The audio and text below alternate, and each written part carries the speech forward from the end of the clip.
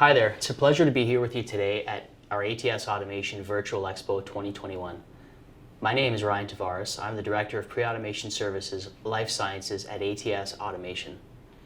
Today I'm going to talk about getting started with manufacturing automation with focus on the first step, which may be referred to as pre-automation. To begin, let's first take a look at three typical phases of an automation roadmap. First, there is pre-automation. Activities completed during this phase may include manufacturing operations and concept simulation, equipment prototype development, product and process development, proof of principle or feasibility studies, total cost of ownership analysis, and for those in the life sciences sector, good manufacturing practice or GMP review, and validation planning. The second phase is automation. This is everything from detailed engineering design, system build, integration and testing, qualification, data acquisition, and MES implementation, through to install and commissioning. Finally, there's post-automation, which focuses on equipment reliability, sustainability, and maintainability through activities like support, maintenance, service, training, spare parts, and equipment modifications, improvements, upgrades, and relocations. Now that I've explained how pre-automation fits into your roadmap, let's talk more about it. What is pre-automation? This is the first of three phases in the automation cycle where we focus on discovery, planning, identifying and analyzing risk, and developing a risk mitigation approach. During this phase, we uncover everything known about the product or device to be manufactured, including current assembly and test processes, manufacturing knowledge and technologies used, what does and does not work well, and what the objectives are for the future state automated manufacturing system while considering what matters most to your key stakeholders. Risk mitigation is the goal. By analyzing the gaps between your current state and your future manufacturing objectives, identify the areas of highest risk and develop mitigation plans to address these risks before starting your project, after which the cost of change starts to increase significantly. Pre-automation is an important first step. We want to identify risk early. And the question we try to answer here is, how much money and time could this cost me later if I do not address it today? The ultimate goal is to minimize the cost of change, which increases during later program stages.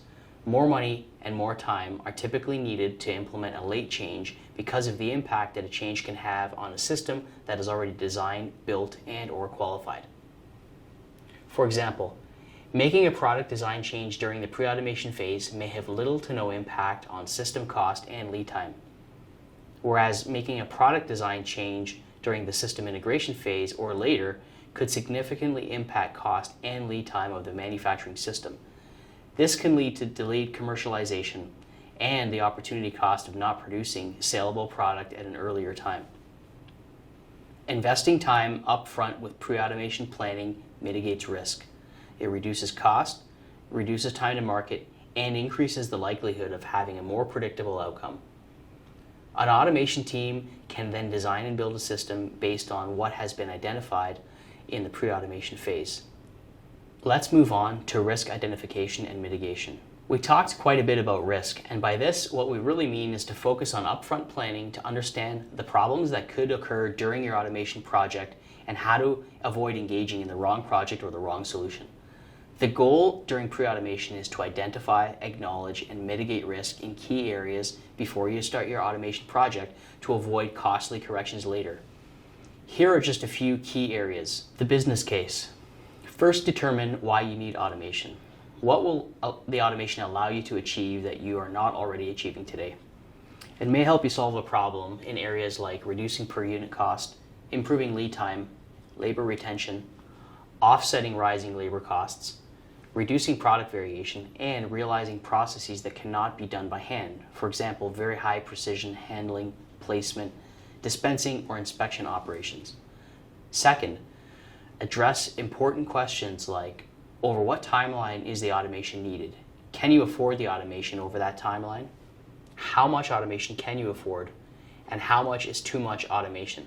Manufacturing strategy. The benefits of a comprehensive manufacturing strategy may include building your manufacturing capability in a way that aligns with your overall business strategy. For example, what products should you automate versus assemble by hand to what extent and what is the desired level of quality to be achieved by the automation. And determining the right amount and timing of investment that is needed to support big business objectives is also key. Avoid investing too early or too late. Product design. Product design risks may be related to new product launches or the introduction of new variants to an existing product portfolio. In these scenarios, you can end up with automation that does more than it needs to. For example, an assembly with 2 or 3 molded components being combined into a single molded component could simplify the automation by reducing the number of assembly steps needed. Or you could end up with automation that does not reliably perform an assembly step. For example, adding controlled features to a component could reduce variation in handling, assembly, and inspection processes. Capacity scale-up. Processes that work well for relatively low volume lab cell or pilot line production may not deliver the same results at higher volumes of production. One example is components that originate from a single cavity mold or from a 3D printer. These may no longer work with commercial volumes. Scaling up increases the risk of making a change that jeopardizes the compliance status of a product. It's important that you have a well-understood product demand forecast and identify when your scaled-up production capacity needs to be in place in order to satisfy this demand. Stakeholder requirements. A missing, incomplete, or biased stakeholder requirements document may lead to a solution that misses the mark in various areas, that is unsuitable for a key stakeholder, or that is overly constrained, much more complex, expensive, and does more than it really needs to. Market demand. Understanding how many devices you need to manufacture and when is key. If the product demand forecast is uncertain, this can lead to a product introduction scenario where the manufacturing solution is over or under capacity right out of the gate or shortly thereafter. Manufacturing process. A well-understood manufacturing process increases the likelihood that an automated system optimally accommodates incoming raw material pack formats, including material arriving at the machine on skids, trays, or in loose packs or bags. The automated system can be expected to perform the required process steps and achieve the required process controls, achieving high quality output and accommodating a relatively straightforward validation and change management process. Technical transfer.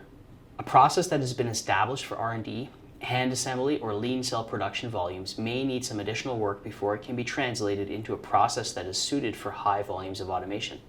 For example, processes like bonding, curing, interference fitting, pressing, lubricating, and sealing may need to have process parameters defined and characterized so that they can be translated and replicated by a fully automated system. Here are just a few examples of things you could do to address some of those risks. I've grouped them into 4 key categories. Mobilize. Build a team that has the right skill set for the needs of your project. Understand the current state of your product, process, and shortcomings. Identify the future state requirements and key stakeholder needs, and establish clearly defined scope and goals of the manufacturing project. Explore. Brainstorm and identify possible solutions, including those that may or may not include automation. Down select to arrive at a short list of high potential solutions based on how they address requirements. Evaluate the shortlisted solutions taking into consideration key stakeholder needs like headcount, floor space utilization, scalability, flexibility, product changeovers, capacity, and complexity. Consider in-house and outsourced manufacturing capability and the pros and cons of each. Rethink the format in which sub-assemblies are received or the pack format of outgoing final assemblies. Identify potential options and alternative technologies that can be used to solve manufacturing processes or testing needs.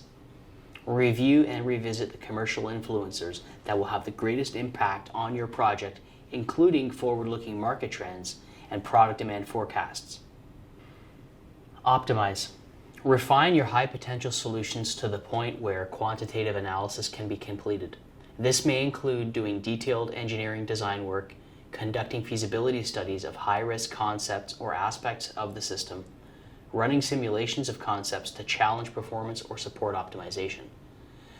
Developing animation of the full assembly system to help identify areas of concern and provide clarity to all stakeholders in terms of what the final system will look like. Use your quantitative analysis to support business case development and the justification for investment. Recommend. Summarize all of the work completed. Identify and suggest a path forward, including details of the final recommended solution, its anticipated costs, the implementation roadmap, and as required, recommendations about quality and validation plans associated with the solution. Circle back and verify that your goals for the project as set out in the mobilize phase will be met by the recommended path forward. And finally, develop the business case and justification for investment in automation.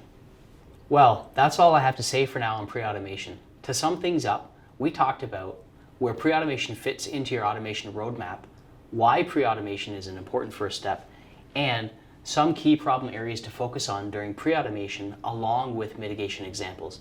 If you have any comments, questions, or would like more information, please reach out to me directly. I'd love to hear from you.